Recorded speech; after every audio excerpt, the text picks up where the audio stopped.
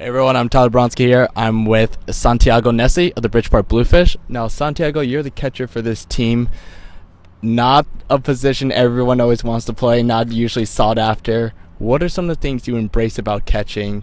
Do you like the fact that you're kind of involved in every pitch, so to speak? Well, yeah, obviously, first to the interview, I like to catch. I'm one of those couple guys that like to catch. I love to be around the pitchers, and like you said, being a catcher, you involved in every situation in the game. You're involved in every pitch. You're involved in every sign that the managers give you, or you need to control the other guys. So you kind of like the boss on the field, and it's a lot of responsibility. So everything goes with you, and it's like I said before, it's a lot of responsibility. Yeah, most definitely. Yeah. Now, you're one of the few guys on this team that's bilingual. You can speak English and Spanish. Do you think that's important for you, for your career, to be able to kind of communicate with both the American pitchers and the Latino players as well? Well, yeah, we're in the United States, so I think if we want to be part of the community, we have to speak English. So when I first got here, I got here in 2008. I really focused on learning English, and like you said too, most of the guys are American. So if you don't speak English, obviously it's hard to communicate with them, and it's hard to be on the same page. So that I really focus on it, and I try to improve every day. I'm learning some new words. You know what I say. So I don't think I speak perfect English, but I try to do my best. Absolutely. Yeah. Now, in 2012, you were the Appalachian League top defensive catcher of the year when you're with the Toronto Blue Jays organization, mainly for your blocking abilities and your leadership qualities. How much do you pride in being a defensive-minded catcher and just being able to call a good ball game for your pitcher out there? Well, when you're young, you're learning how to catch.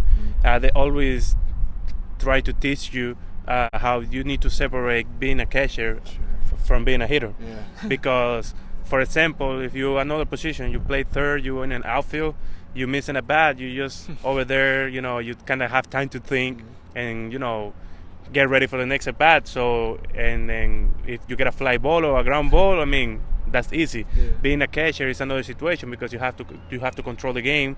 You have to be able to block. You have to be able to continue that momentum with the pitcher. So if you take your at bat to the home plate, the game can change a lot. So you can pass from winning to losing just because you're not focused on what you have to do. So I think being a catcher, the most important thing is be able to block, be able to call the game and separate catching from hitting. So that's always been my goal, to be a good catcher. If I hit, is an extra plus. I take it. But if I'm not hitting, I can still help my team win on the play. In the defensive side. Yeah, definitely. So it's tough to be a catcher. Absolutely. Now, when a new pitcher joins your ball club, let's say maybe a new pitcher gets traded to your team, what are the conversations you're having with the pitcher out there? What are you asking him about his game? Well, you first introduce yourself. Like, hello, man, I'm Santiago Nessy, I'm the catcher. Tell me what about your game? So you start to knowing the guy. And in the first outing, you may be kind of like freaking the game for the new pitcher. You try to make some adjustments. So it takes a little bit of time. That's why we have spin trainings. So you get to know your pitchers, and the pitchers get to know you, the way you think, and you try to get in the same page. Because it's hard when a pitcher is on the mound and he's not happy with you. That happens sometimes, and couple other guys, but you try to make the best. My goal is always make the pitchers comfortable, then make the umpire comfortable, because he's the one who's giving strikes on ball. If it's not comfortable, it's a ball right down the middle, he's gonna call a ball, and then make myself comfortable. You know what I mean? So you always try to be ahead. So you go asking, what is your best pitch? What is your strikeout pitch? What is your best pitch? What is the pitch that you will control the most? So basically that, until you get to figure out the way he pitch, and then you have everything. Yeah, for sure. Now, last year you were with the New York Yankees in their minor league system, and you also got to spend time in the big league spring training. You actually appeared in 3 big league spring training games your first time since 2013. When you're with the big league guys, who are some of those guys you were looking at to try and learn from, or what are you trying to pick up from watching the major league guys out there? Well, it's another level, obviously, and being a part of the New York Yankees is a tough situation because all the eyes are on you. So it's not like you with Toronto, that is a big league team, but it's not the New York Yankees. You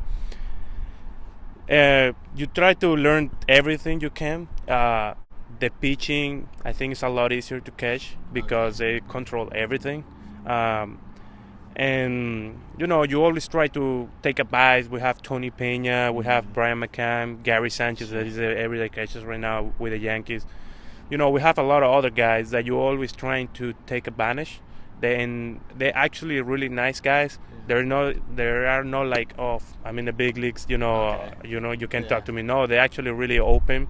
They want to teach you stuff, because they've been there. Everybody's been in the minor leagues, and they wants to give advice to the young guys. But it's good, you always Tony Pena, I learned a lot from him. Brian McCann, he talked to me a lot, so I still sometimes get in touch with him, but it's a nice experience. Sure. Now you're with the Bridgeport Bluefish now in the Atlantic League. You guys have been pretty good this whole season, but it seems like you guys have been stuck in that second place position behind the Somerset Patriots, who seem to be the favorite to win the first half. What do you believe the Bluefish need to do in the second half to maybe put you guys at the top for the rest of the season? Well, the Somerset, they've been playing really good baseball, as we have been playing too. We just don't have the opportunity to win the Somerset Patriots. When we're playing them, that's why they're in the first place, because they win a little bit extra games with us. So we just need to keep playing baseball. Losing and winning is all about baseball. It's all involved in baseball. So we just need to keep playing hard, keep playing the way we're playing. Our team is really good. Our chemistry is perfect. We have a really good clubhouse. We have a really good chemistry on the dugout. Everybody is in the same page. But we just need to keep playing baseball. The way we're playing. We kind of put our head down. Oh my God, we're in the second place. We need to keep fighting. I think we need still chance to win the first half. Yeah. It's like 9 games left. Yeah. So if the other team is losing and we're winning, we're gonna hit the first half playoff. But like I said, just keep playing hard every day, showing up, giving our best. Yeah. Final question for you, Santiago. On this Bridgeport team, you guys have a lot of great pitchers, guys with big league time: David Carpenter, Manny Del Carmen, Jonathan Abladejo, guys that have some really nasty stuff. So who would you say has some of the best stuff on this team, and just what pitches specifically are some of the nastiest pitches you've caught from this team? Well, like you say, they're all really good pitchers. I cannot say this one is better than the other one because I'm not being a good teammate. but they all have good stuff. I only caught Jonathan once, so I don't know him really well. I caught him a lot in the bullpen when he's warming up. I have caught Manny a lot, so he got a really good pitches too. Carpenter, they have really good pitches. They're all great. They're all different pitchers. They have different roles. Jonathan is a starting pitcher. Yeah. Manny is the setup, and Carpenter is a closer. So you cannot treat them the same way catching because they have other roles. Like we'll come back with the other question that you asked me. You got to know the pitcher's role, so you get to you call the right game for them. So but they're all good. They're all pitching really well right now. That's it. Absolutely. Well, Santiago, thank you so much, Thank you very much, all the brother. best to you this season with the Bluefish. All right. Thank you.